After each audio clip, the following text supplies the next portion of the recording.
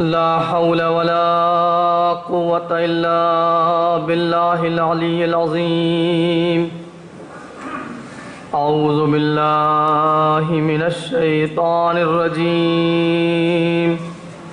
بسم الله الرحمن الرحيم. الحمد لله الذي لا يبلغ مدحته القائلون ولا يحصي نعماءه العادون ولا يؤدي حقه المجتهدون الذي لا يدركه بعد الهمم ولا يناله غوث الفتن الذي ليس لصفته حد محدود ولا نعت موجود ولا وقت معدود ولا أجل ممدود. فطر الخلائق بقدرته ونشر الرياح برحمته ووطد بالصخور ميدان أرضه. ثم الصلاة والسلام على أشرف الأنبياء والمرسلين سيدنا ونبينا وشفيع مذنبينا أبي القاسم المصطفى محمد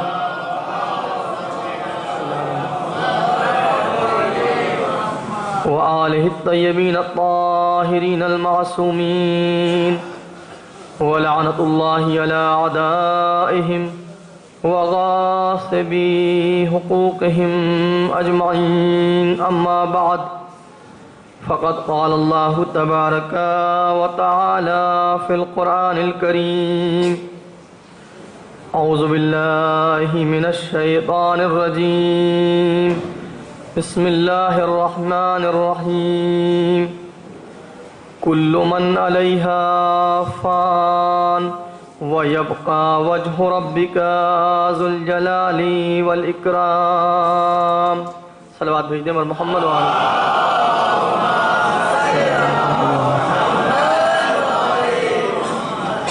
حضرات، قبل اس کے کی آیہ کریمہ کے ذیل میں اپنی گفتگو کا آغاز کروں، آپ سے گزارش ہے ایک بار سورہ حمد اور 3 بار سورہ توحید کی تلاوت فرما کر مرحوم توفیق محمد جعفری والمرحوم رسول محمد جعفری والمرحوم نور محمد جعفری، خالی ایک والد کا نام بھی لکھ دیتے تو کافی تھا، اور جملہ مومنین و مومنات کی روح کو احسان کرو. صلی اللہ علیہ.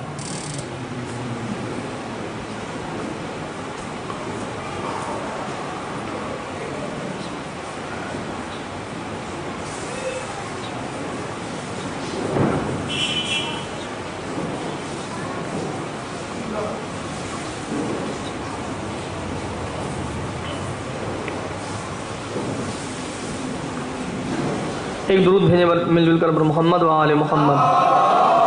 صلی علی محمد و آل محمد. حضرات، جو موضوع میں نے انتخاب کیا تھا کربلا کے عرفانی جلوے، ظاہر ہے کہ 5 مجلسوں میں خمسے میں اس موضوع کا حق ادا نہیں ہو سکتا. بہت سی باتیں تھیں جو رہ گئیں اور آج آخری مجلس آ گئی، لیکن میں صرف یہ چاہتا تھا کہ کربلا کو ہم اس زاویے سے بھی دیکھیں، اس پہلو سے بھی، اس اینگل سے بھی ایک بار کربلا پہ ایک نظر ڈالیں. کہ کربلا ایک نہایت عظیم کتاب ہے جو امام حسین علیہ السلام نے اپنے خون سے لکھی ہے. لہٰذا اس کتاب میں ایسے ایسے رموز ہیں، ایسے ایسے اشارے ہیں، ایسی ایسی حقیقتیں پوشیدہ ہیں کہ اس کا ایک ظاہر ہے، پھر اس کا ایک باطن ہے، پھر باطن کا باطن ہے. جیسے قرآن مجید کے لیے کہا جاتا ہے نا کہ قرآن کا ایک ظاہر ہے اور پھر اس کے باطن ہے اور پھر 70 بواطن ہیں قرآن مجید کے. یہ کتاب کربلا بھی ایسی ہی کتاب ہے عزیز. جتنا زیادہ انسان عمق میں جائے گا، گہرائی میں جائے گا، جتنا زیادہ دقت نظر سے کام لے گا، غور و خوض کرے گا، اور زیادہ اس کتاب کے جو اوراق ہیں اور اس کتاب کے اندر جو حقائق بیان ہوئے ہیں ان سے پردہ اٹھتا چلا جائے گا۔ ہم نے تو ابھی کربلا کو بہت کم دیکھا ہے، بہت کم سمجھا ہے، تو میں چاہ رہا تھا کہ کم سے کم اس زاویے سے ایک نظر ڈالی جائے کربلا پہ، عرفانی نگاہ کربلا پہ۔ اور میں نے عرض کیا تھا کہ عرفان میں بہت سی منزلیں ہیں، اسٹیجز ہیں، کہ ایک اسٹیج کو طے کرتا ہے بندہ، ایک سالک جو اللہ کی راہ میں سیر و سلوک کرنے والا ہو، جو اللہ تک پہنچنے کا ارادہ رکھتا ہو، بہت ساری اسٹیجز سے گزر کے اس منزل تک پہنچتا ہے۔ میں نے یہ کوشش کی تھی کہ اس کے اندر جو اہم ترین اسٹیجز ہیں، جو اہم ترین منزلیں ہیں، وہ آپ کی خدمت میں عرض کروں۔ کہ بعد یقظہ و توبہ سے شروع ہوئی تھی، پھر صبر تک آئی، تسلیم کی منزل آپ کی خدمت میں عرض کی، اور رضا، کل رضا کی گفتگو۔ آج جس منزل پہ گفتگو پہنچی ہے، اور تقریباً یہ جو سالک ہوتا ہے، سالک اللہ، عارف باللہ، اس کی آخری منزلوں میں سے ہوتی ہے، اسے کہا جاتا ہے فنا اور بقا، منزل فنا اور بقا۔ دیکھیے، آپ دیکھتے ہیں یہ کائنات ہمیشہ تغیر و تحول کا شکار ہوتی ہے، اس میں ہمیشہ تبدیلیاں رونما ہو رہی ہیں، چیزیں لمحہ لمحہ بدل رہی ہیں، ہر لمحہ یہاں حرکت ہے، تحرک ہے، اور اس تحرک کے نتیجے میں تبدیلی واقع ہو رہی ہے۔ کبھی وہ تبدیلی ہمیں محسوس ہوتی ہے اور کبھی محسوس نہیں ہوتی۔ بعض تبدیلیاں نظر آتی ہیں، بعض تبدیلیاں ہمیں نظر نہیں آتی، یا بعض تبدیلیاں نظر آنے کے لیے کچھ وقت درکار ہوتا ہے، کیونکہ یہ میٹلسٹک ورڈ ہے، اس کے اندر ٹائم اینڈ اسپیس، یہ اس کی خاصیت ہے۔ جگہ اور وقت یہ مادے کا خاصہ ہے، اس کی خاصیت ہے۔ مادہ اور میٹر جو ہوتا ہے ہمیشہ ٹائم میں ہوتا ہے اور اسپیس آکوپائی کرتا ہے، جگہ لیتا ہے۔ تو اس لیے کبھی کبھی ایسا ہوتا ہے کہ تبدیلی واقع ہونے کے لیے کچھ وقت درکار ہوتا ہے اور پھر وہ تبدیلی ظاہر ہوتی ہے، لیکن حقیقت یہ ہے کہ ایسا نہیں ہے کہ ایک لمحے کے لیے بھی کوئی تبدیلی رک رہی ہو، مسلسل چیزیں فنا ہو رہی ہیں اور ایک نیا وجود لے رہی ہیں، ہمیں محسوس ہو یا نہ ہو، ملموس ہو یا نہ ہو۔ جو اہل نظر ہیں، اہل فکر ہیں، وہ اس بات کو سمجھتے ہیں۔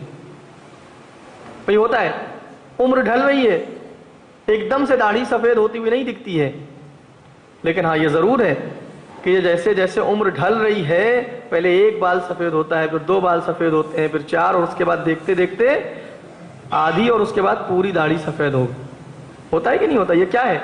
تبدیلی ہی تو ہے، چینج ہی تو ہے، چینج ہو رہا ہے، پروسیس ہے ایک پورا، چینج کا پروسیس ایوری ٹائم، ہر وقت، ہر لمحہ اس کائنات میں چل رہا ہے، اس میں چیزیں ختم ہو رہی ہیں اور پھر سے پیدا ہو رہی ہیں۔ ہم کیا سمجھتے ہیں کہ ہم ایک بار بس پیدا ہو گئے اور بس؟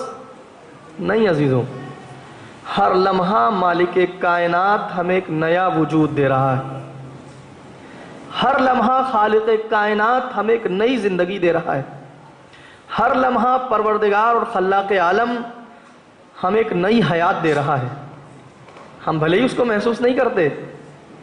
اور یہی تو وجہ ہے کہ ہمارا عقیدہ یہ نہیں ہے کہ خالق کائنات نے کائنات کو بنایا اور اب ایک گوشے میں بیٹھ گیا۔ ہر لمحہ، عزیزان گرامی توجہ کیجئے گا، ہر لمحہ خالق کائنات سے اس کائنات کا رشتہ باقی رہنا ضروری ہے۔ ایک لمحے کے لیے بھی اگر یہ رشتہ منقطع ہوا تو ایک کائنات نیست و نابود ہو جائے گی۔ ایسا نہیں ہے کہ ایک مرتبہ اس نے پیدا کیا اور ایک اس کا فعل تھا اور اس سے کائنات وجود میں آ گئی اور اس کے بعد معاملہ ختم ہو گیا، نہیں۔ اسلام یہ نہیں کہتا، دوسرے مذاہب کا جو بھی نظریہ ہو، مجھے اس سے بھی سروکار نہیں ہے، میں اسلام کی بات کر رہا ہوں۔ اسلام یہ نہیں کہتا کہ ایک مرتبہ خالق کائنات نے اس کو پیدا کر دیا اور اس کے بعد اس سے اس کا کوئی سروکار نہیں ہے، نہیں، ہر لمحہ اسے وجود لینا ہے، ہر ایک ذرے کو باقی رہنے کے لیے ہر لمحہ اپنی حیثیت کے اعتبار سے خالق سے وجود چاہیے۔ اور جو یہاں پہ ایک بات عرض کروں آپ کی خدمت میں، جو حجت خدا ہوتی ہے اس کا کام یہی ہوتا ہے، پہلی مرتبہ بھی جب وجود لینا ہو خالق کائنات سے تب بھی اس کی ضرورت ہے، اور ہر لمحہ جو وجود ہمیں مل رہا ہے خالق کی طرف سے اس میں بھی اس کی ضرورت ہے، کیونکہ کائنات کے کسی ذرے میں یہ صلاحیت ہی نہیں ہے کہ براہ راست مالک سے رابطہ قائم کر سکے، صلاحیت نہیں ہے اس کے اندر۔ اس کے لیے درمیان میں کچھ ایسے وسیلے چاہیے جن کا ایک رخ ہم جیسا ہو اور ایک رخ اتنا نورانی ہو کہ وہ خالق کائنات سے براہ راست متصل ہو سکیں۔ اب اس ایک جملہ کہہ دوں آپ کی خدمت میں، جب حجت خدا کی کیفیت یہ ہے کہ وہ واسطہ فیض ہے، اسے کہا جاتا ہے واسطہ فیض، فیضان الہی جو بھی اس طرف سے چلتا ہے وہ اس حجت کے ذریعے سے کائنات تک پہنچتا ہے، کائنات تک اس واسطے سے پہنچتا ہے۔ کائنات کی ہر شے جو وجود لے رہی ہے مالک کائنات سے وہ اس حجت کے ذریعے پہنچتا ہے۔ اب عزیزو حجت ظاہر رہے یا پردے غیب میں چلی جائے فرق نہیں کرتا۔ یہ جو بعض لوگ سوال اٹھاتے ہیں نا کہ آخر اگر وہ پردے غیب میں ہے تو فائدہ کیا پھر ان کے وجود کا؟ ارے عزیزو تمہارا باقی رہنا خود سب سے بڑا فائدہ ہے ان کے وجود کا، اگر وہ نہ ہوتے تو تم اس وقت یہ کہنے کے لائق بھی نہ ہوتے۔ تم یہ جو اعتراض کر رہے ہو اس اعتراض کے قابل بھی نہ ہوتے، نہ تمہارا وجود ہوتا نہ تمہارا اعتراض ہوتا، کچھ بھی نہ ہوتا۔ اور یہ بات صرف ایسا نہیں ہے، روایتوں میں ہے، حدیثوں میں ہے۔ کنز العمال میں مشہور حدیث ہے، کنز العمال اہل سنت کی مشہور کتاب ہے، متقی ہندی کی، کیا لکھا؟ لولا الحجہ لساخت الارض باہلہا، اگر حجت زمین پر نہ ہوتی تو یہ زمین اپنے اہل کے ساتھ نیست و نابود ہو چکی ہوتی۔ تو ہمارا اور آپ کا سانسیں لینا، کائنات کا باقی رہنا، ذرے ذرے کا باقی رہنا یہ بتا رہا ہے کہ درمیان میں کوئی واسطہ فیض موجود ہے، جیسے ہم حجت الہی کہتے ہیں۔ اب چاہے وہ ظاہر ہو چاہے غیب میں ہو، مگر وہ اپنا کام کر رہا ہے، وہ اپنا کام کر رہا ہے۔ مگر افسوس یہی ہے، دیکھیے لطف تب ہے، بہت سے دنیا میں لوگ ہیں نا خدا سے کتنا کچھ لے رہے ہیں مگر اسے مانتے نہیں، پہچانتے نہیں، لے اسی سے رہے ہیں، مالک سے لے رہے ہیں، وجود بھی اس سے لے رہے ہیں، تمام تر دنیا کی نعمتیں جو ہیں ان کے پاس وہ بھی مالک دے رہا ہے اپنی صفت رحمانیت سے جو اس کی عام رحمت ہے، اس کے طفیل میں سب کچھ عطا کر رہا ہے، مگر یہ بندہ ہے کہ جو اتنا پست ہو جاتا ہے کہ اس دینے والے کا انکار کر دیتا ہے۔ یہی کیفیت کچھ دوسروں کی ہے کہ جیسے مالک سے ہی سب کچھ لے رہے ہیں اور ساری نعمتیں مل رہی ہیں، مگر اس کے باوجود جو دینے والا ہے نہ اسے مانتے ہیں نہ پہچانتے ہیں، اسی طریقے سے جو حجت خدا ہے، جو واسطہ فیض ہے، نہ اسے مانتے ہیں نہ پہچانتے ہیں۔ صلوات بھیجیے بر محمد و آل محمد۔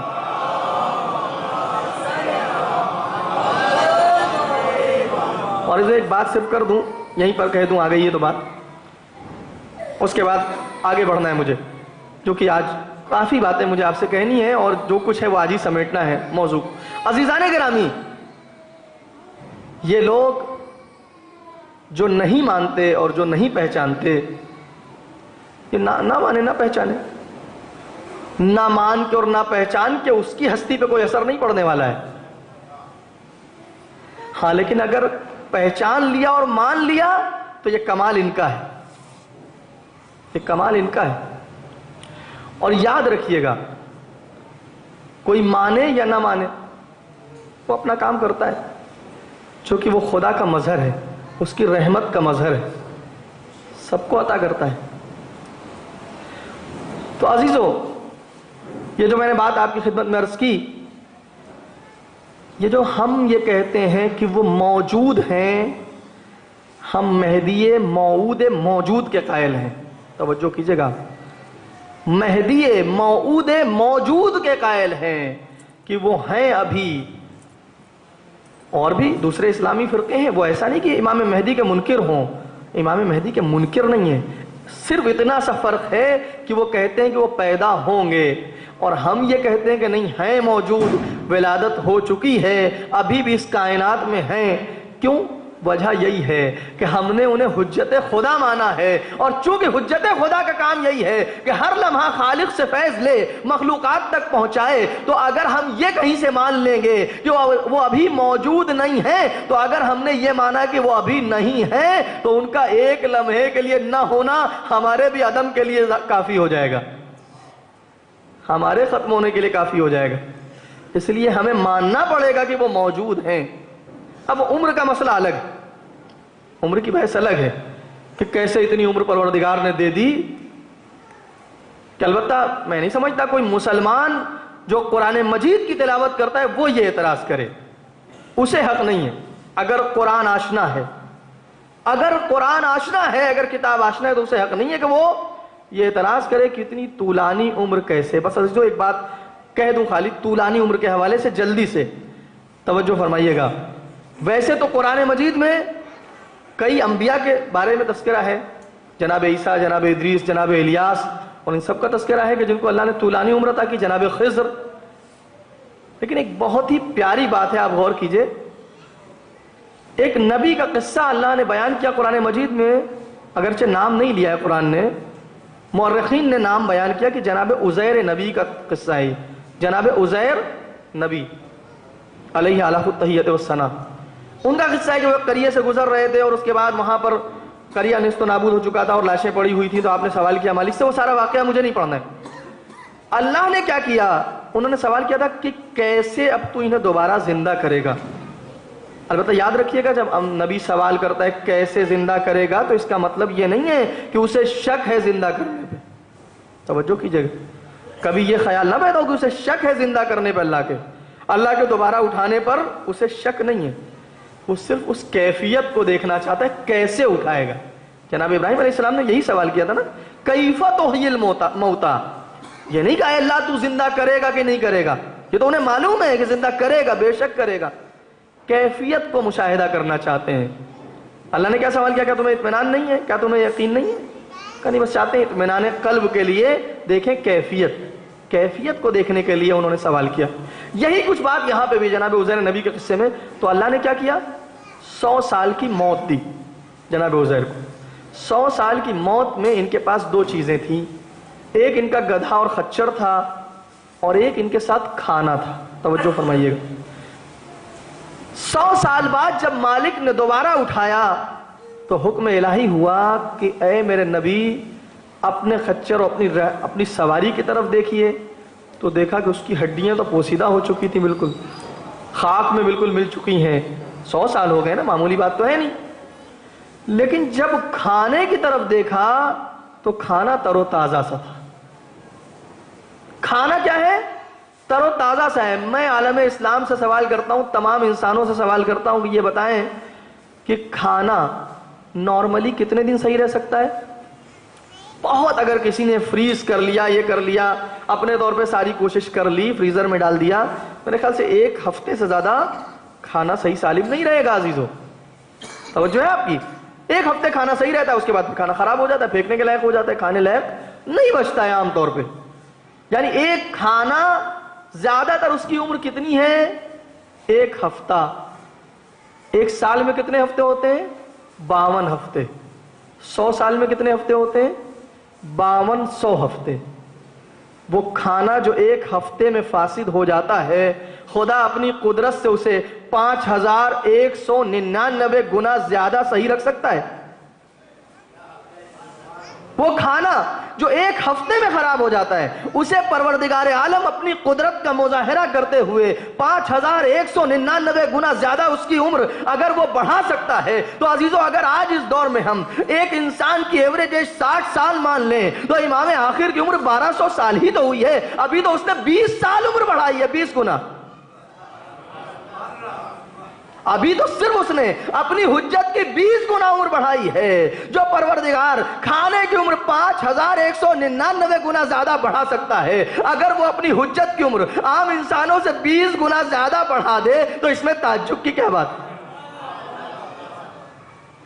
صلوات بھیجیے پر محمد و آل محمد۔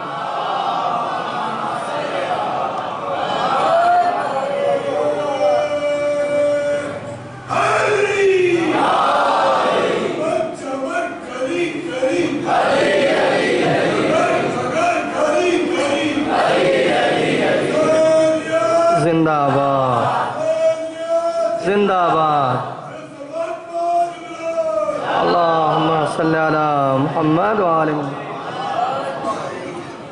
اچھا میں ایک بات کہہ دوں یہاں پہ، میرا ارادہ نہیں تھا بہت زیادہ امام آخر کے اوپر گفتگو کرنے کا، لیکن جب آدمی بیٹھتا ہے ممبر پہ اور کہیں گفتگو کا رخ مڑ جاتا ہے خصوصاً امام آخر کی طرف، تو میرا یقین یہ کہتا ہے کہ انہوں نے چاہا ہے کہ میں بات کروں، ادھر سے اذن ملا ہے کہ میں ان کا تذکرہ کروں. کیونکہ عزیزان گرامی میں یہ بات اور بھی کہہ چکا ہوں، کہیں یہاں بھی کہوں گا. یہ جو کچھ تھوڑا بہت مطالعہ کیا اس کے بعد اس نتیجے پہ پہنچا ہوں.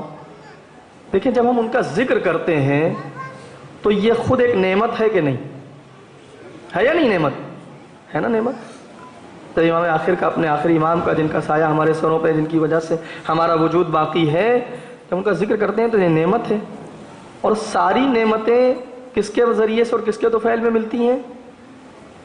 امام کے ذریعے سے. ابھی میں نے عرض کیا نا حجت خدا ہے، جو کچھ ملے گا خدا کی طرف سے وہ ان کے ذریعے سے ملے گا. تو جب ان کا تذکرہ کرنا ہوگا تو یہ نعمت بھی کس کے ذریعے سے ملے گی؟ خود انہی کے ذریعے سے ملے گی.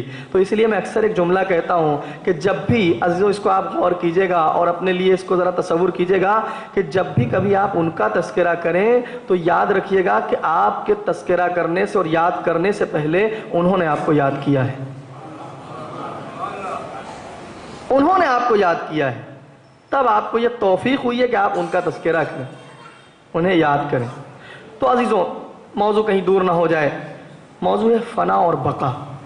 تو کائنات میں ہر چیز کو فنا حاصل ہو جانے والی ہے. سورہ مبارکہ رحمان کی مشہور و معروف آیت کریمہ کل من علیہا فان، دنیا کی ہر چیز فنا ہو جانے والی ہے، اور بلکہ فنا ہو جانے والی نہیں ہے، اسی وقت فنا ہو رہی ہے، لمحہ لمحہ فنا ہو رہی ہے.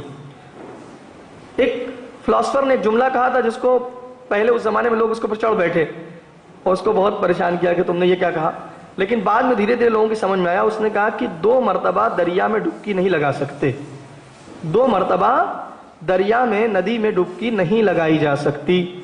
تو لوگوں نے کہا کہ یہ کون سی بات ہے، 2 مرتبہ کیوں نہیں لگائی جا سکتی؟ کہا کیونکہ جب دوبارہ لگائیں گے آپ تو دریا میں بھی تبدیلی ہو گئی، آپ کے اندر بھی ہو گئی. نہ اب وہ دریا دریا ہے، نہ وہ ندی اب وہ ندی ہے، نہ آپ کا وجود اب وہ وجود ہے. اس کی دلیل یہ تھی، لیکن کسی نے اس وقت نہیں سمجھا. بعد میں جیسے جیسے لوگوں اور زیادہ تحقیقات ہوئی تو کہا نہیں یہ صحیح ہو سکتی ہے بات، کیونکہ جب مسلسل چینج ہو رہا ہے، یہاں مسلسل تبدیلی آ رہی ہے، تو صحیح بات ہے. 1 منٹ پہلے جب ہم اس ندی میں گئے تھے تو اس کا وجود کچھ اور تھا، اب کچھ اور ہے. خیر بحث ہے فلسفی، ویسے بھی اس میں مجھے آپ کو نہیں الجھانا ہے، لیکن سوچئے گا اس کو اور اس کے بارے میں کبھی اگر دل چاہے تو پڑھیے گا، کیونکہ فلسفے میں کبھی کبھی بڑی اچھی اچھی باتیں ہوتی ہیں. آج میں ایک جملہ پڑھ رہا تھا، مجھے اتنا پیارا وہ جملہ لگا. ایک بہت بڑا فلاسفر تھا، اس کا نام ہے ڈیکارٹ، بہت مشہور فلاسفر ہیں. تو ایسا تھا کہ چونکہ ہمارے پاس علم حاصل کرنے کے 2 بیسک اور بنیادی ذریعے ہیں، 2 بیسک اور بنیادی ذریعے ہیں. ایک ہم سینس کے ذریعے علم حاصل کرتے ہیں اور ایک عقل کے ذریعے علم حاصل کرتے ہیں. یہی تو 2 بنیادی ذریعے ہیں ہمارے پاس، ٹھیک ہے نا؟ بہت ساری چیزیں ہم سینس کے ذریعے سمجھتے ہیں اور ہمارا علم ان کے ذریعے حاصل ہوتا ہے، جیسے دیکھ کر کے، چھو کر کے، سونگ کر کے، مثلا ذائقہ چکھ کے، ٹھیک، جو ہمارے سینسز ہیں. یا پھر عقل کے ذریعے علم حاصل کرتے ہیں. اچھا کئی جگہ ایسا ہوتا ہے کہ ہماری سینس غلطی کر جاتے ہیں. فلاسفرز کے اندر یہ بحث ہے کہ کئی مرتبہ سینس غلطی کرتے ہیں. جیسے مثلا مثال کے طور پہ آپ ابھی ایک بھرے ہوئے گلاس میں ایک چمچ ڈالیے تو جب دیکھیے گا تو آپ کو ٹیڑھا جیسا دکھے گا، باہر سے دیکھیے گا جب تو ٹیڑھا سا لگے گا، جبکہ حقیقت میں ٹیڑھا نہیں ہے. یا مثلا آپ جب جاتے ہیں روڈ پہ، ہائی وے پہ جا رہے ہوں تو آپ کو روڈ کیسی دکھ رہی ہوتی ہے؟ دور کی جو ہوتی ہے، ہاں. لیکن کیا ایسا ہوتا ہے؟ روڈ تو برابر ہے پوری، آپ کو کہیں چوڑی دکھ رہی ہے مثلا، ٹھیک ہے، یا پتلی دکھ رہی ہے. تو یہ کیا ہوا ہے؟ وہ کہتے ہیں کہ سینس نے غلطی کی. عقل کے حوالے سے بھی یہی بات آتی ہے کہ بھئی بڑے بڑے دانشور مفکرین گزرے ہیں اور انہوں نے بڑی بڑی غلطیاں کی ہیں نظریات میں. اس کا مطلب عقل بھی، اس کے اندر پاسبلٹی ہے مسٹیکس کی، غلطیوں کی پاسبلٹی عقل کے اندر بھی ہے. تو پھر کیسے ثابت ہو کہ ہم جو دیکھتے ہیں یا جو ہم سینس کے ذریعے پرسیپٹ کرتے ہیں، جو ہم تصور قائم کرتے ہیں وہ صحیح ہے؟ یا عقل کے ذریعے جو سمجھتے ہیں وہ صحیح ہے. باقاعدہ اس کے اوپر ایک علم بن گیا ہے پورا, ایپسٹومولوجی بولتے ہیں اس کو. ایپسٹومولوجی ایک پورا علم ہے اپنے آپ میں جس میں بحث ہوتی ہے, جسے معرفت شناسی کہا جاتا ہے. یعنی کہ جو چیزیں ذریعہ ہیں علم حاصل کرنے کا, ان کے اوپر بحث ہوتی ہے کہ وہ کس حد تک ہمیں حقیقت تک پہنچاتی ہیں. ایک گفتگو ہے, میں جو اس میں نہیں لے جانا ہے, فلسفی بحث ہے, بہت خشک بحث. بات صرف اتنی سی کہنی ہے مجھے, جس کے لیے میں زحمت دے رہا ہوں, یہ مقدمہ بنا رہا ہوں, وہ یہ ہے کہ ڈیکارٹ نے یہ کہا کہ ہم ایسا کرتے ہیں کہ جتنی میری معلومات ہیں میں سب کو ختم کر دیتا ہوں اور بالکل مائنڈ کو اپنے زیرو پہ لے آتا ہوں, یعنی جیسے کچھ نہیں. کیونکہ ہمارے پاس بہت ساری چیزیں پریڈیسائزڈ ہوتی ہیں, بہت ساری چیزیں ہم پہلے سے سوچے ہوئے ہوتے ہیں. اب ہم ایک دم زیرو سے شروع کریں گے اور سب سے پہلے ایک وجود ثابت کریں گے, اس کے بعد پھر اس کے بیس پہ آگے بڑھیں گے, اور پھر اس کے بیس پہ ہم اپنی معرفت کی بلڈنگ کھڑی کریں گے, معرفت کی عمارت کھڑی کریں گے. یعنی اس نے کہا کہ ہم یہ مان کے چلیں گے کہ کوئی چیز نہیں ہے, کچھ بھی نہیں ہے کائنات میں, حتیٰ میں بھی نہیں ہوں. ابھی میں یہ مان کے چل رہا ہوں کہ میں بھی نہیں ہوں. اب پہلے میں اپنے کو ثابت کروں گا کہ میں ہوں, اس کے بعد پھر باقی چیزوں کو ثابت کریں گے اس کے ذیل میں, اس کے ذریعے سے. تو اس نے ایک جملہ کہا تھا, بہت مشہور ہوا یہ, اگرچہ اس کے وہ جملہ اتنا اچھا نہیں تھا, اس کو ہمارے اسلامک فلاسفرز نے, خصوصاً شیعہ فلاسفرز جو ایران میں گزرے, انہوں نے اس کو کنڈیم کیا ہے. اس نے کہا تھا کہ میں سوچتا ہوں اس کا مطلب کہ میں ہوں, میں سوچتا ہوں اس کا مطلب کہ میں خود ہوں. کیونکہ سوچ اس بات کی دلیل ہے کہ میں ہوں, تبھی تو سوچ رہا ہوں نا, ٹھیک ہے نا. بہت مقبول ہوا اس کا یہ جملہ, بہت بڑے بڑے دنیا کے فلاسفرز نے بڑی پذیرائی کی اس جملے کی. اس کے وہ کہا اس نے تو بہت بڑا کام کر دیا ہے, بہت بڑے مسئلے کو حل کر دیا, بہت بڑی گتھی سلجھا دی ہے. ہمارے علماء نے ایک لمحے میں اس کی اس بہت بڑی دلیل کو بالکل کنڈیم کر دیا. کہا کہ تم نے کہا کہ میں سوچتا ہوں تو میں ہوں, میں سوچتا ہوں تو میں ہوں. دیکھو مسئلہ یہ ہے کہ تم نے کیا کہا ہے, میں سوچتا ہوں تو میں ہوں, یعنی میں کو ثابت کرنے کے لیے پہلے ایک میں تم کہہ چکے ہو کہ میں سوچتا ہوں. یہ پہلے والا میں کہاں سے آیا؟ توجہ فرمائیے, نہیں پتہ نہیں میں اپنی بات پہنچا سکا ہے نہیں. یہ پہلے والا میں کہاں سے آیا؟ جبکہ طے یہ تھا کہ پہلے میں اپنے آپ کو بغیر کسی پریڈیسیشن کے ثابت کروں گا, بغیر کسی تصور کے ثابت کروں گا, اس کے بعد پھر بات آگے بڑھے گی. لیکن تم نے تو پہلے سے ہی یہ مان لیا کہ میں ہوں, میں سوچتا ہوں کہہ رہے ہو نا تم, تو یہ تو ایسے گھما کے کان پکڑ لیا تم نے. بہت دیکھیے دقیق بات ہے, لاجیکل ہے. ہمارے علماء نے اس کو رد کیا. خیر ابھی میں اس میں نہ جاؤں ورنہ میری بات پوری رہ جائے گی. میں آج ایک جملہ پڑھ رہا تھا ایک جگہ, بہت پیارا لکھا تھا. کہا تھا کہ اس میں لکھا تھا اسی طرح کا ملتا جلتا جملہ جو مجھے بہت میرے لیے اٹریکٹیو تھا اور اس نے بہت مجھے اپنی طرف اٹریکٹ کیا. اس میں لکھا تھا کہ جو اس نے کہا تھا, کیا کہا تھا کہ میں سوچتا ہوں تو میں ہوں, اسی طرح کا جملہ یہ لکھا تھا کہ میں حسین سے محبت کرتا ہوں تو میں ہوں. میں حسین سے محبت کرتا ہوں اس کا مطلب کہ میں ہوں. یعنی ہمارا سارا وجود اس بات کے مرہون منت ہے کہ میں حسین سے محبت کرتا ہوں, میں حسین کو چاہتا ہوں. جب میں نے جملہ پڑھا تو میرے دماغ میں فوراً اسٹرائک کیا ڈیکارٹ کا وہ جملہ. خیر, تو ایک مسئلہ ہے کہ فنا اور بقا, کائنات کی ہر شے فنا ہو رہی, بقا کیسے حاصل ہو کائنات؟ جس چیز کو بھی اس میں بقا حاصل کرنا ہے اس کا فارمولہ کیا ہے, ذریعہ اور راستہ کیا ہے؟ ایک ہی بات ہے. دیکھیے قطرہ سمندر میں مل جائے تو جب تک سمندر ہے قطرہ باقی رہے گا, ورنہ قطرے کا اپنا وجود بہت معمولی ہوتا ہے. ذرا سی آفتاب کی تمازت اسے ختم کر دے گی, ذرا سے ہوا کا جھونکا اسے سکھا کے ختم کر دے گا, ہے کہ نہیں ایسا؟ قطرے کا کمال یہ ہے عزیزوں, اور قطرے کے لیے بہتری یہ ہے کہ اپنے کو سمندر میں ضم کر دے, اپنے کو سمندر میں ملا دے, کیونکہ سمندر کا وجود بہت بڑا ہے. اور جب قطرہ اپنے کو سمندر میں ملا دے گا تو جب تک وہ سمندر باقی ہے قطرہ باقی رہے گا. اگر قطرے نے اکیلے ہو کے جینا چاہا تو ختم ہو جائے گا, بہت جلدی فنا ہو جائے گا, بہت جلدی فنا ہو جائے گا. عزیز ایک جملہ عرض کروں آپ کی خدمت میں, حسین نے کیوں اپنا سب کچھ ختم کیا ہے اور فنا کیا ہے؟ حسین نے اپنا سب کچھ دے کر کے، حسین جانتے تھے کہ جو کچھ بھی میرے پاس ہے یہ سب قطرہ ہے اس ذات وحدہ لا شریک کے مقابلے میں، بہتر یہ ہے کہ ان سارے قطروں کو اس سمندر سے ملا دوں تاکہ جب تک وہ سمندر باقی رہے یہ قطرے باقی رہیں۔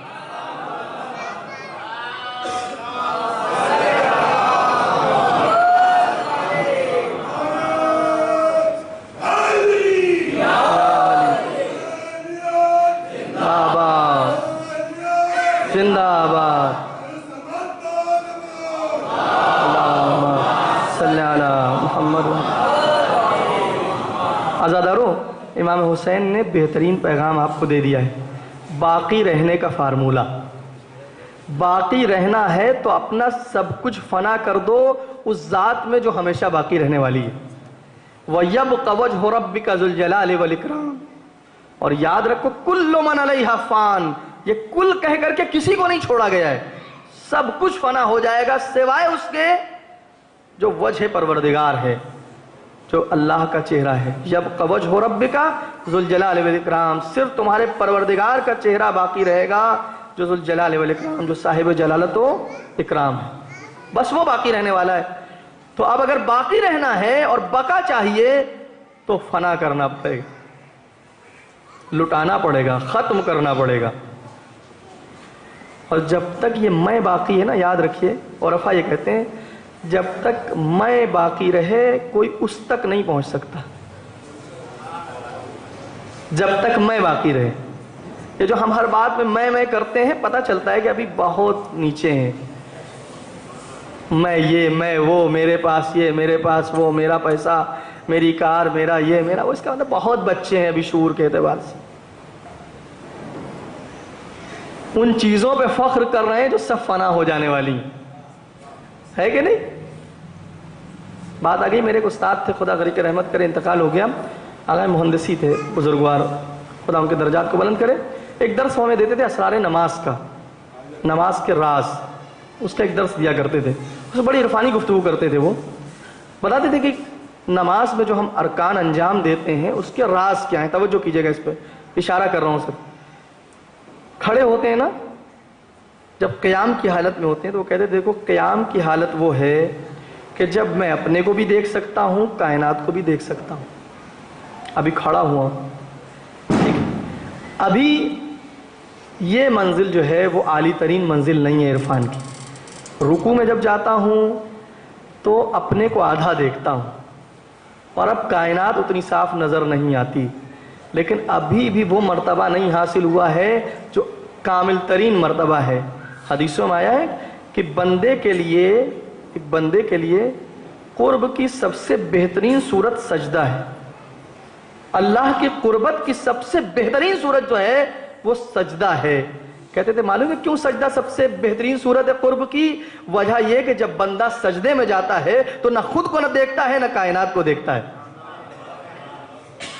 اور جب بندہ سجدے میں اس منزل پہ پہنچ جائے کہ نہ اپنے وجود کو دیکھے نہ کائنات کو دیکھے، اسے بس وہی نظر آئے، تو پھر یہ بندہ جو ہے وہ آخری منزل قرب پہ پہنچ جاتا ہے، تب یہ آخری منزل قرب پہ پہنچتا ہے۔ کبھی زاویے سے شاید ہم نے سجدے کے بارے میں نہیں سوچا ہوگا، بہت پہلو ہے عزیزوں، میں نے صرف آپ کو تھوڑا سا چکھایا ہے، یہ صرف نظر جیسے چکھائی جاتی ہے یہ وہ ہے، 5 دن میں اور کیا ہو سکتا ہے اس سے زیادہ۔ لیکن عزیزان گرامی، فنا ہے کیا؟ توجہ کیجئے گا، جلدی سے اگر ہو سکا تو میں اپنی بات شاید پہنچا سکوں۔ دیکھیں منزل فنا اور بقا چونکہ بہت ہی عظیم منزلوں میں سے ہے اور آخری منزلوں میں سے ہے، تو علماء عرفان یہ کہتے ہیں کہ اس منزل کو سمجھنا سخت ہے، اس منزل کو بتانا سخت ہے، اس پہ چلنا پڑے گا۔ یہ اس میں منزلیں وہ ہیں نا، ان پہ جانا پڑے گا آپ کو، تب صحیح سے کچھ سمجھ میں آئے گا۔ بتانے سے وہ بات ہو نہیں پائے گی، حق کے مطلب ادا نہیں ہو پائے گا۔ کیوں؟ کیونکہ الفاظ کا قد چھوٹا ہے اور وہ جو محسوس کرتا ہے بندہ وہ بہت بڑا ہے۔ الفاظ بہت محدود ہے نا، الفاظ کے اندر جو ظرفیت ہے وہ بہت کم ہے، اس لیے الفاظ میں صلاحیت نہیں ہے کہ وہ اس پوری کیفیت کو منتقل کر سکیں۔ چنانچہ جو کیفیت ہوتی ہے اس میں وہ کیا ہوتی ہے؟ دیکھیں خواجہ عبداللہ انصاری جو منازل السائرین جن کی کتاب میں نے 2-3 دن آپ کی خدمت میں عرض کیا اور حوالہ دیا، اس میں 92 نمبر جو اسٹیج بیان کرتے ہیں وہی منزل فنا ہے، اور پھر کہتے ہیں کہ الفنا فی ھذا الباب ہوا اضمحلال ما دون الحق، اضمحلال ما دون الحق علما ثم جہدا ثم حقا. کہتے ہیں کہ یہ جو اس باب میں فنا کی بات ہوتی ہے نا، باب عرفان میں، علم عرفان میں جب فنا کی بات ہوتی ہے، اس کا مطلب یہ ہوتا ہے کہ ما سوی اللہ سے، جو کچھ اللہ کے علاوہ ہے اس سے دھیرے دھیرے نظروں کو ہٹانا، دھیرے دھیرے نظروں کو ہٹانا، پہلے علم کے اعتبار سے، پھر دل کے اعتبار سے، اور پھر واقعاً جو حق ہے اس کے اعتبار سے. 3 منزلیں اس کے اندر. پہلے علم کے اعتبار سے، یعنی پہلے تمہاری فکر یہ قائم ہو کہ اصل میں جو کچھ ہے اس کائنات میں وہ کون ہے؟ خداوند متعال ہے، پروردگار عالم ہے، اصل میں اس کا وجود ہے اس کائنات میں. تو باقی سب کیا ہے؟ آپ کہیں گے مولانا صاحب یہ تو بڑی عجیب بات آپ کر رہے ہیں، باقی سب کیا ہے؟ جی باقی سب بھی ہیں، مگر باقی سب اس کی آیت ہیں، اس کی نشانی ہیں، اس کا جلوہ ہے، اس کی تجلی ہے، اس کا آئینہ ہے. وہ اس کے صفات کو جلوگر کر رہے ہیں. کیونکہ دیکھیے ایک عالم نے بڑی عجیب بات کی ہے، وہ کہتے ہیں کہ جب ہم یہ مان چکے کہ خدا لامحدود ہے، اس کا وجود لامحدود ہے، کوئی حد نہیں ہے اس کے وجود کی، تو پھر جب اس کا وجود لامحدود ہو گیا تو دوسرے کے لیے گنجائش کہاں ہے؟ کیونکہ 2 لامحدود کبھی نہیں ہوتے، یا ایک لامحدود کے بعد کوئی محدود باقی نہیں رہتا. تو پھر باقی سب چیزیں کیا ہے جو ہم کائنات میں ہنگامہ دیکھ رہے ہیں، یہ جو کچھ ہمیں نظر آ رہا ہے، پھر یہ کیا ہے؟ پہلے علمی طور پہ سمجھنا ہوگا کہ یہ سب کچھ کیا ہے؟ صرف جلوہ ہے اس کا، یہ اس کی نشانی ہے، اس کی آیت ہے، تجلی ہے. یہ بالکل ایسے ہی ہے کہ جیسے ایک کمرے کے اندر، مثالیں الگ الگ دیتے ہیں بات کو سمجھانے کے لیے، کہ جیسے ایک کمرے کے اندر آپ ایک آدمی کو کھڑا کر دیجئے اور 100 آئینے لگا دیجئے چاروں طرف، اور آئینے بھی الگ الگ قسم کے لگا دیجئے. آپ نے دیکھا ہوگا آئینے بھی الگ الگ طرح کے آتے ہیں، آئینوں کی کچھ اپنی خاصیتیں بھی ہوتی ہیں نا. ایک آئینہ ہوتا ہے جو بڑا دکھاتا ہے، ایک آئینہ ہے جو چیز کو، آبجیکٹ کو چھوٹا دکھاتا ہے. اگر الگ الگ آئینے لگا دیجئے تو اب اس میں الگ الگ قسم کی، الگ الگ طرح کی بہت سی تصویریں تو دکھیں گی، مگر وہاں کتنے لوگ ہیں؟ ایک.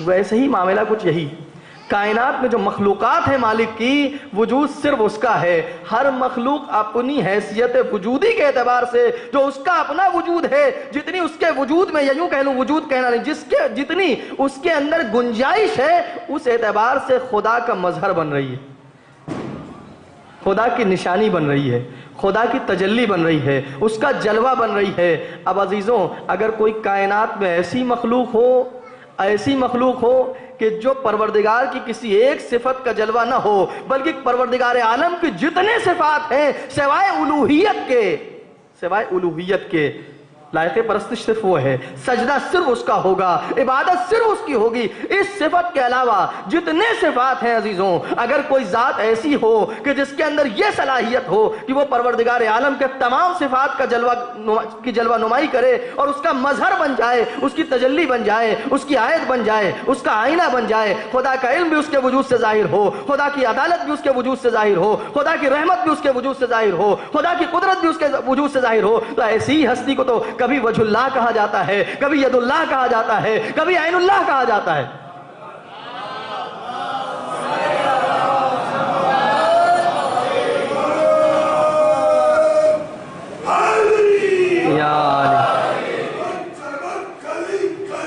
علی علی علی علی علی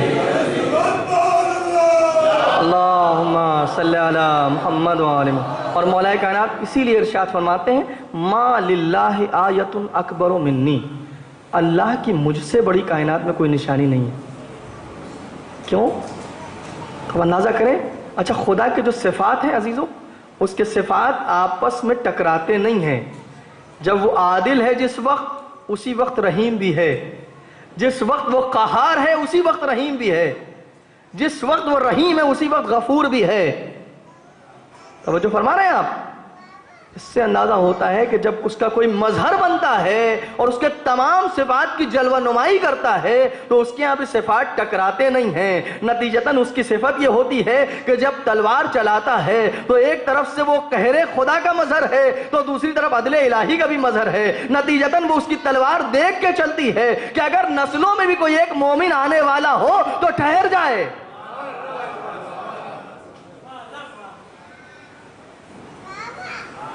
اگر وہ کافروں کو ہلاک کر رہا ہے، اور ایک بات اور سن لیجئے، بہت اس سے لطیف بات ہے کہ اگر وہ کافروں کو قتل کر رہا ہے، مشرکوں اور ملحدوں کو جن کی ہدایت کا کوئی امکان باقی نہیں ہے، کوئی گنجائش باقی نہیں ہے، اگر وہ انہیں قتل کر رہا ہے اور تہہ تیغ کر رہا ہے تو اسی وقت میں وہ رحیم بھی ہے، رحم دل بھی ہے، اسی وقت عادل بھی ہے. یہ گویا ان کے اوپر رحم ہو رہا ہے، یہ گویا پروردگار کی رحمت ہے ان کے لیے. قہر تو ہے ہی ہے، رحمت بھی ہے ان کے لیے، کیونکہ جتنے دن زیادہ زندہ رہیں گے اتنا زیادہ اور عذاب کا مستحق ہو جائیں گے. اسی لیے امام خمینی رحمۃ اللہ علیہ نے ویسے کسی کے لیے عام طور پہ بد دعا نہیں کی موت کی، مگر صدام کے لیے کی. صدام ملعون کے لیے امام خمینی نے فرمایا کہ اس کو اللہ جلد سے جلد اٹھا لے. جب لوگوں نے کہا کہ آپ نے کیوں ایسی بد دعا کی، کہا میں نے بد دعا نہیں کی ہے، اصل میں یہ اگر دیکھا جائے تو اس کے حق میں دعا ہے، کیونکہ جتنے دن اور باقی اور زندہ رہے گا تو اب یہ اتنا بہک چکا ہے کہ اب اس کے واپس آنے کی تو امید بالکل ہے نہیں، اور جتنے دن اور زیادہ زندہ رہے گا اور زیادہ ظلم کرے گا، لہذا ایک طرح سے یہ سمجھو کہ اس کے لیے میں دعا کر رہا ہوں. اٹھا لیا جائے گا تو اس کا عذاب تھوڑا کم ہو جائے گا ملعون کا. فیضان گرامی، مرحلہ یہ ہے فنا اور بقا کا. اور عزیزو، وہ ذات کہ جو خود کو فنا کر دیتی ہے ذات پروردگار میں، پھر وہ باقی ہو جاتی ہے اس کے ساتھ. میں نے ایک بات آپ کی خدمت میں عرض کی تھی نا کہ یقین کا نتیجہ رضا ہوتی ہے، اور پھر جب رضا حاصل ہو جائے اور اس کے بعد دوسری منزلیں طے ہو جائیں تو بندہ فنا اور بقا کی منزل پہ پہنچتا ہے. وہ ذات جو یہ آواز دے رہی ہو، لو کشفت الغطاء مزددت تو یقینا، اگر سارے پردے بھی ہٹا دیے جائیں تو میرے یقین میں اضافہ ہونے والا نہیں ہے. اگر کوئی ذات ایسی ہو جو اس بات کے دعویدار ہو کہ اگر سارے پردے بھی میرے سامنے سے ہٹا دیے جائیں تو میرے یقین میں اضافہ ہونے والا نہیں ہے، اور اگر یہ ذات اس منزل پہ پہنچ جائے کہ اس کی شان میں یہ آیت نازل ہو جائے، وَمِنَ النَّاسِ مَن يَشْرِي نَفْسَهُ ابْتِغَاءَ مَرْضَاتِ اللَّهِ وَاللَّهُ رَءُوفٌ بِالْعِبَادِ، اور لوگوں میں کچھ ایسے بھی ہیں کہ جو اپنے نفس کا سودا کرتے ہیں اللہ کی مرضی کے مقابلے میں. تو اب معلوم ہے کہ چونکہ یقین اس منزل پہ ہے تو رضا اس منزل پہ ہے کہ اب جو خدا چاہتا ہے، جو رسول چاہتا ہے، اس پر راضی ہیں، جان کی بازی لگا کر کے رسول کی جان بچانے کو تیار ہیں. تو خدا بھی اعلان کرتا ہے، اے علی تم نے میری رضا کا معاملہ کیا ہے، اب میں تم سے راضی ہو گیا، اب میری مرضی تمہاری مرضی بن جائے گی، تمہاری رضا میری مرضی بن جائے گی.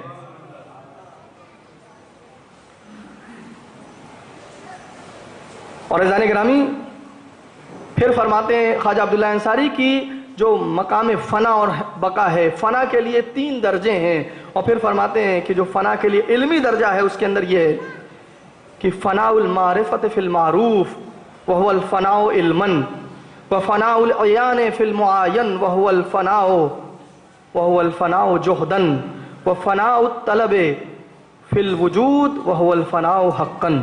یعنی یہ مرحلے ہیں، یہ درجات ہیں کہ جب بندہ اس منزل پہ پہنچ جائے عزیزوں، علم کے اعتبار سے، فکر کے اعتبار سے، کہ وہ یہ سمجھنے لگے کہ کائنات میں جو کچھ ہے بس خدا ہے، باقی اس کے علاوہ جو ہے وہ سب اس کا جلوہ ہے، اس کی تجلی ہے، اس کی آیت اور نشانی ہے. تو اب یہ بندہ فنائے علمی کے مقام پہ پہنچتا ہے.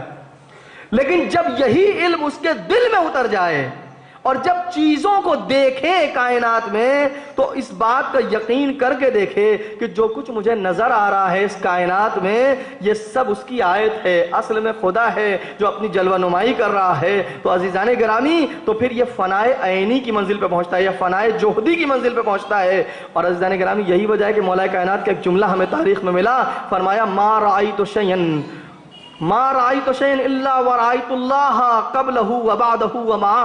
میں نے علی نے تو کوئی چیز دیکھی ہی نہیں اس کائنات میں سوائے اس کے کہ اس سے پہلے، اس کے بعد اور اس کے ساتھ میں نے خدا کے جمال کا مشاہدہ کیا. اور پھر وہ آخری منزل آتی ہے کہ جب بندہ اس منزل پہ پہنچ جائے کہ نہ ہی اپنے علم کو دیکھے، علم کو فنا کر دے. یہ جو ہم کہتے ہیں نا اکثر کہ میں جانتا ہوں، میں مانتا ہوں، یہ سب ختم ہو جائے. میں ختم ہو جانی چاہیے. میں جب ختم ہو جائے گی تو فنائے علمی حاصل ہوگی.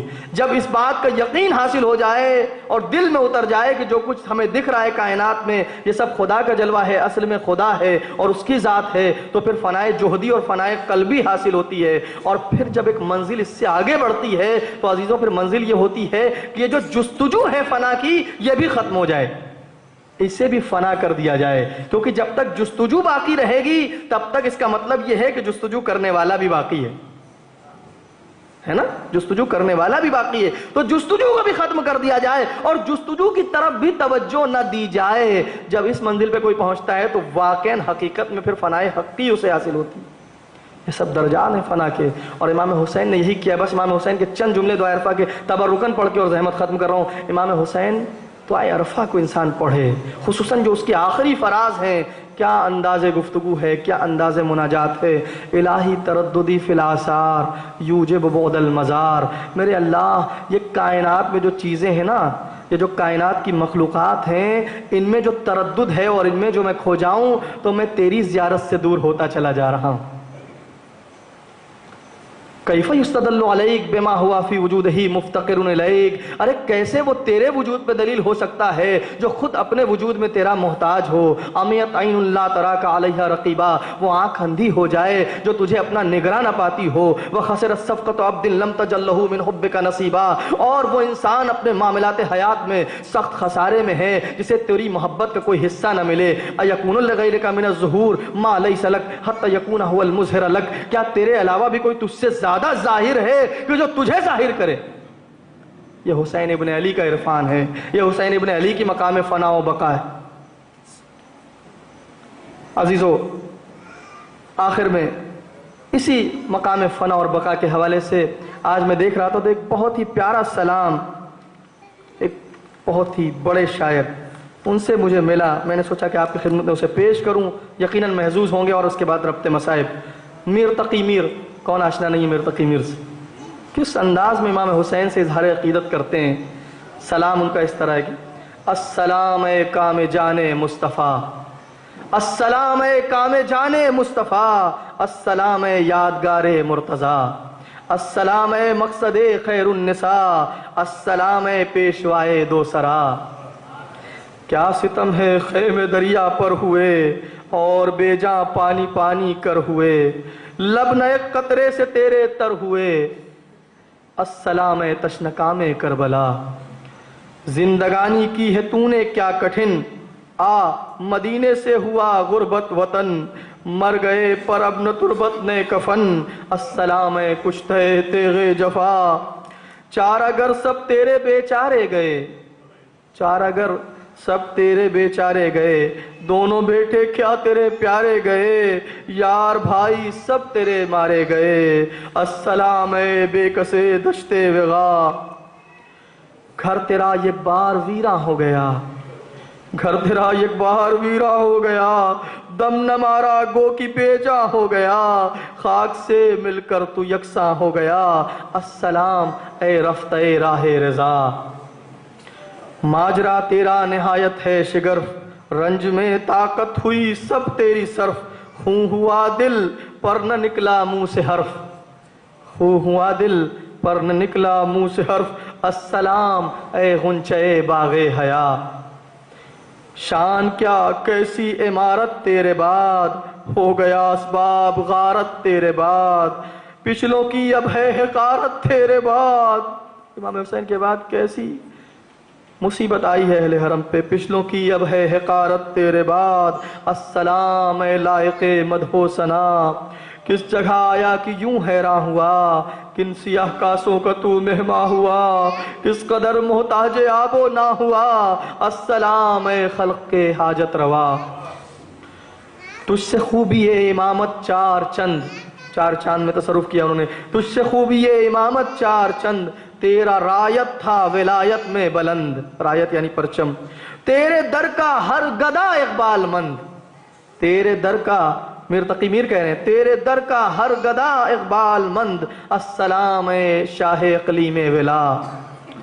حیف تو، میں نے اس بند کے لیے آپ کو ساری زحمت دی ہے کیونکہ اس میں میرے موضوع سے متعلق جو لفظ انہوں نے استعمال کیا ہے اس کے لیے میں نے ان کے اس کلام کا انتخاب کیا کہ حیف تو، افسوس تو، اے واہ تو، نین رحمت تو، زہے تو، واہ تو، جی سے گزرا فی سبیل اللہ تو، جی سے گزرا فی سبیل اللہ تو، السلام عاشق طرز فنا۔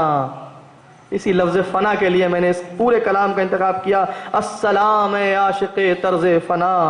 اور پھر میر اس طرح سے کہتے ہیں اپنا تخلص اور آخری بند جو ہم سب کی آواز بھی بن سکتا ہے کہ میر داخل ظلم کے ماروں میں ہے، یعنی تیرے تعزیت داروں میں ہے، مرحمت کر گو گنہگاروں میں ہے۔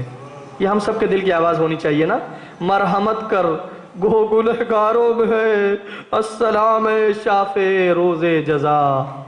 یہ میر کی آواز تھی، میر تقی میر اس طریقے سے امام حسین کے لیے اپنی عقیدت کا اظہار کرتے ہیں۔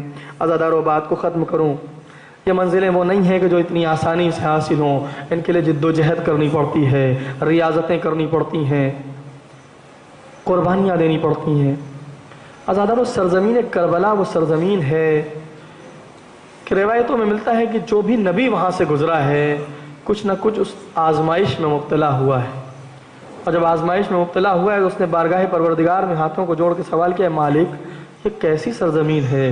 تو پروردگار کی طرف سے جواب آیا ہے تمہیں نہیں معلوم، یہ وہ سرزمین ہے جس میں میرے آخری نبی کا نواسا بھوکا اور پیاسا قتل کیا جائے گا۔ عزادارو ایک روایت آپ کی خدمت میں عرض کروں، جناب اسماعیل ذبیح اللہ ہے نا، مگر جناب اسماعیل کا فخر امام حسین ہے، فخر اسماعیل۔ جناب اسماعیل ذبیح اللہ کا گزر سرزمین کربلا سے، یہ روایت کے جملے، اور اپنی بھیڑوں کے ساتھ آپ گزر رہے ہیں سرزمین کربلا سے۔ جب سرزمین کربلا میں نہر فرات کے قریب پہنچے تو بھیڑیں پیاسی تھیں، آپ کی بھیڑیں پیاسی تھیں۔ جناب اسماعیل بھیڑوں کو نہر فرات کے کنارے لے گئے اور چاہتے ہیں کہ بھیڑیں پانی پی لیں، مگر بھیڑیں اپنا منہ پانی میں نہیں لگاتی۔ ایک مرتبہ جناب اسماعیل گھبرا گئے، ارے آخر یہ جانور، بے زباں جانور تو پیاسے تھے نا، پیاس سے ان کی زبانیں باہر تھیں، اب تو پانی سامنے، کیوں پانی نہیں پیتی؟ بارگاہ پروردگار میں ہاتھوں کو بلند کر کے عرض کیا، مالک ارے ماجرا کیا ہے؟ آواز قدرت آئی، اسماعیل تمہیں نہیں معلوم، ارے تمہاری نسل سے جو آخری نبی آئے گا نا اس کا نواسا اپنے لشکر کے ساتھ اسی دریا کے کنارے پیاسا شہید کیا جائے گا۔ اجرکم اللہ۔ اس لیے بھیڑیں پانی نہیں پیتی۔ عزادارو کل میں نے آپ کی خدمت میں حسین کی یتیمہ کا ذکر کیا تھا، کتنا چاہتے تھے امام حسین، کتنا محبت کرتے تھے امام حسین سکینہ سے۔ جب بی بی کی شہادت ہو گئی اب یزید ملعون کو خیال آیا، اس نے ایک مرتبہ امام سید سجاد کے پاس یہ کہلایا کہ جا کے کہہ دے اگر کفن و دفن کے لیے کسی چیز کی ضرورت ہو تو ہم بھجوا دیں۔ اللہ اکبر۔ سب کچھ کرنے کے بعد، اس معصوم یتیمہ کو اس انجام تک پہنچانے کے بعد اب تو کہتا ہے کہ کفن و دفن کے اہتمام کے لیے کسی چیز کی ضرورت ہو تو میں پہنچوں۔ ارے یہ تیرے ہی کارندے تھے، یہ وہی شبر ملعون کے تازیانے تھے، یہ وہی بابا کی دوری تھی جو آج سکینہ کی شہادت کا سبب بنی ہے۔ عزادارو ایک مرتبہ امام سید سجاد نے پیغام کو ٹھکرا دیا۔ سید سجاد کہتے مجھے تیری کسی چیز کی ضرورت نہیں ہے، بس ہاں میں صرف اتنا چاہتا ہوں کہ ایک غسالہ آ جائے اور اس میری معصوم سی بہن کو غسل دے۔ عزادارو جناب زینب اگر کچھ اور نہ بچا پاتی اور سکینہ کو بچا لیتی تو شاید امام حسین کے سامنے اتنا شرمندہ نہ ہوتا، مگر ہائے رے زینب کی مظلومی، ارے اس بچی کو نہ بچا سکی جس کے لیے جاتے جاتے حسین نے بے حد تاکید کی تھی۔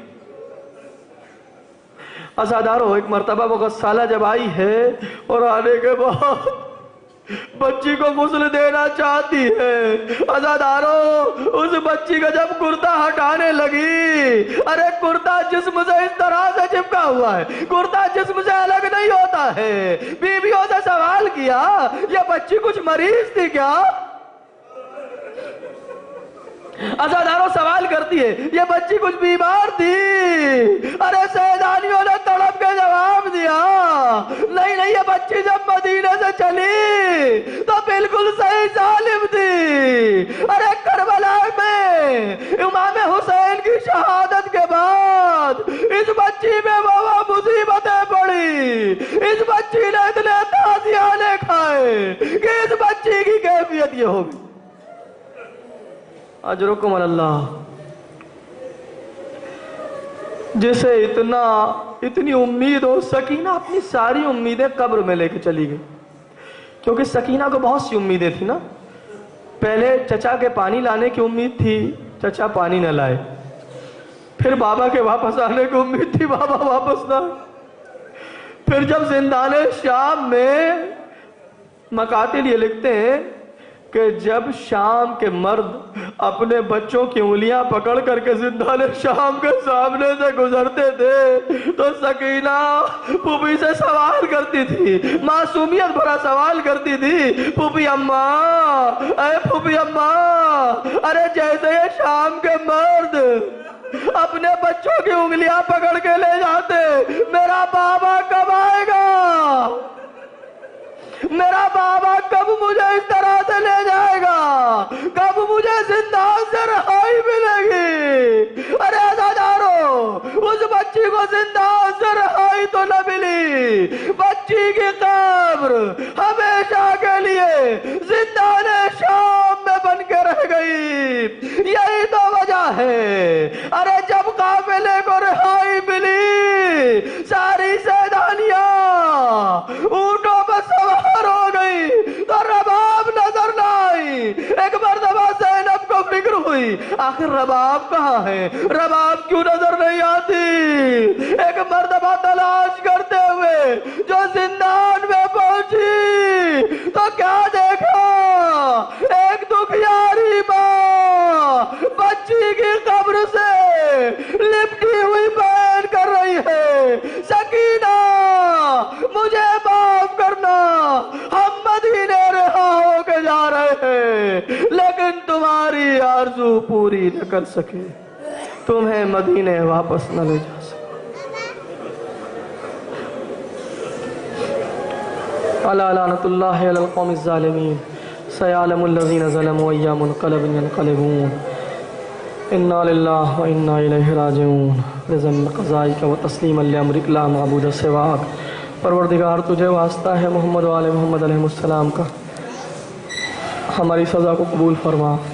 پروردگار اس میں اگر ہم سے کمی اور کوتاہی ہوئی سے درگزر فرما۔ پروردگار جو آنکھیں اس وقت گریہ کناں ہیں، حسین کی مظلومہ کا برسہ پیش کر رہی ہیں، پروردگار ان آنکھوں کو اس دن شاد رکھ جس دن تمام آنکھیں گریہ کریں۔ پروردگار جتنے مومنین یہاں موجود ہیں، جتنے مومنین اس دنیا میں ہیں اور جتنے عزاداران امام مظلوم ہیں، ان سب کی جان مال عزت و آبرو کی حفاظت فرما۔